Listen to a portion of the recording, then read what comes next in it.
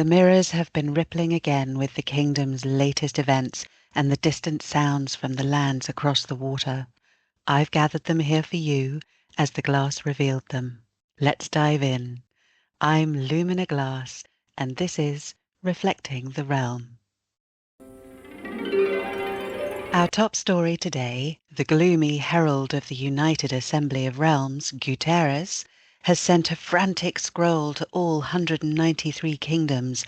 The coffers are emptying, the treasury could collapse by midsummer, and the whole thing risks crumbling unless dues are paid in full.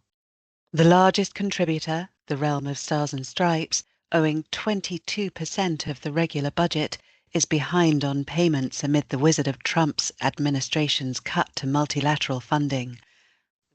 The Wizard of Trump's isn't playing along with the Grand Council's demands, and opinion is split as to the United Assembly's future relevance amid criticisms of overreach and an unelected international power grab, with supporters holding fast to the rules-based order.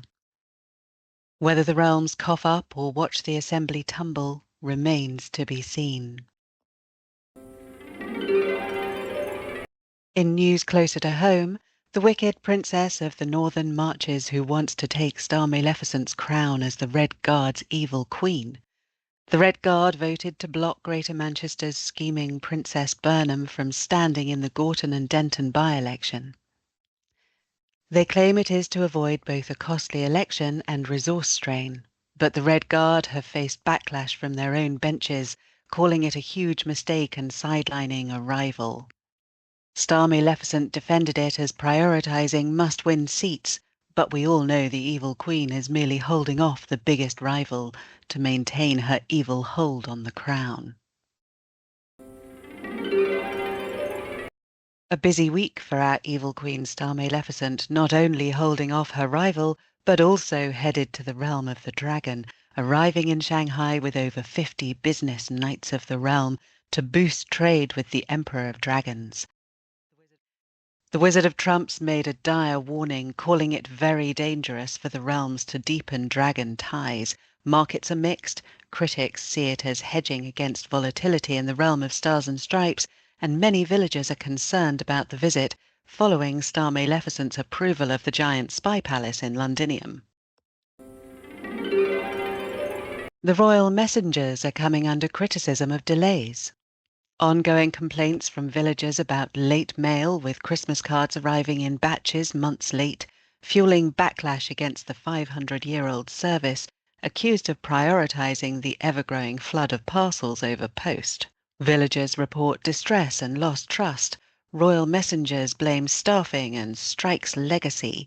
In the end, if the royal messengers can't deliver on time, perhaps the villagers will be dusting off their carrier pigeons in the coming months. 7. And across the pond in the realm of Stars and Stripes, ongoing Ice Guard immigration crackdown protests.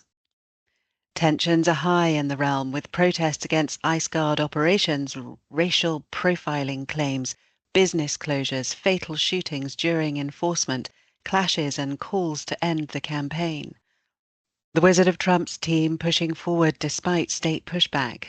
In other news, there's been a drop in the realm of Stars and Stripes murder rate, continuing decline in homicide rates in major cities, 21% down in some reports, part of a broader violent crime reduction trend. Ice Guard protesters are baffled as to what could be causing it.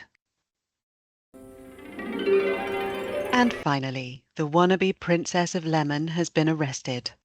Former CNN anchor The Lemon was arrested by federal authorities Thursday night in connection with the January 18th anti-Ice Guard protest action at a Minnesota church during a service.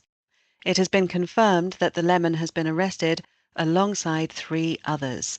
Charges include conspiracy to deprive others of their civil rights and violation of the FACE Act, specifically interfering by force, threats or physical obstruction with the exercise of religious freedom, First Amendment rights, obstructing access to a house of worship during a service. The Lemon's lawyer says his attendance was tied to journalistic coverage of immigration enforcement protests, but authorities seem to believe footage shows he was involved in the protests themselves. Will the lemon turn this into lemonade, or will he end up dry and bitter? We'll be following this story closely in the coming months. That's it for this week's Reflecting the Realm. I'm Lumina Glass. See you next time for more reflections. Thanks for watching.